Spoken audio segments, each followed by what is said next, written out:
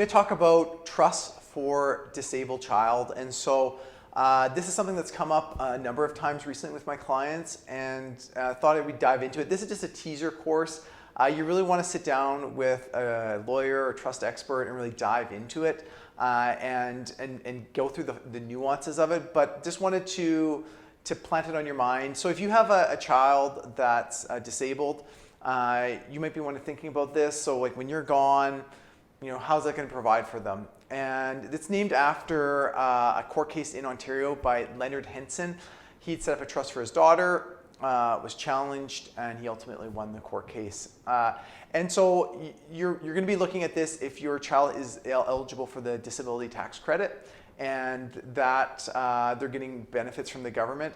And so you say like, oh, maybe I'll just give them money. Well, if you give them money, they lose some of those benefits. The disability tax credit and some of the government benefits, it's asset tested. And so if they have assets, they lose those.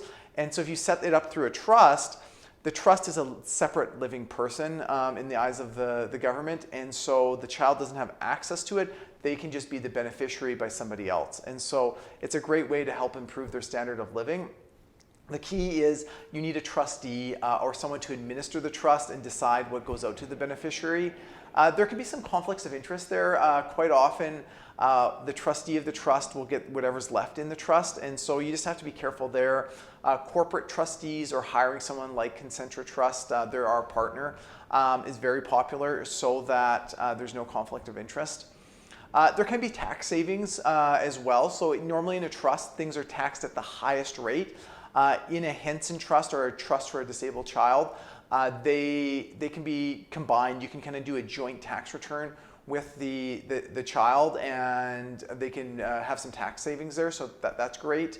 One of the disadvantages is if you put too much money in the trust. So many provinces, it varies from province to province, just even the viability of the Henson Trust. Alberta, they've kind of quashed it. BC is still alive and well, and so they can change over time. Also, just how much money can come out of the trust. In BC, you're limited to how much you can give a beneficiary of the trust, and so you may overfund the trust. You put $10 million in there, but they can only take out $3,000, $4,000 a year. Well, you're going to have this huge trust, and it's not it's not really benefiting the child.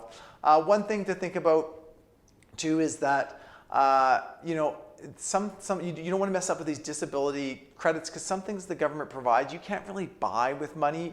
The ability to be in a specialized home with other kids or other adults that have special care in there, and you may want that for your child. So it's a great trust, and it's something to look at and think about if you have a child that's qualified for the disability tax credit.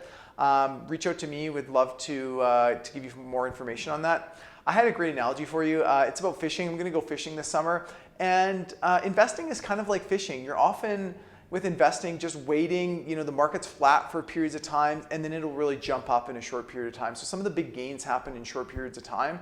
And so you want to just keep your line in the water. You want to be invested. And so that's kind of my analogy about fishing. Looking forward to fishing. Hope you're getting away this summer. Have a great day.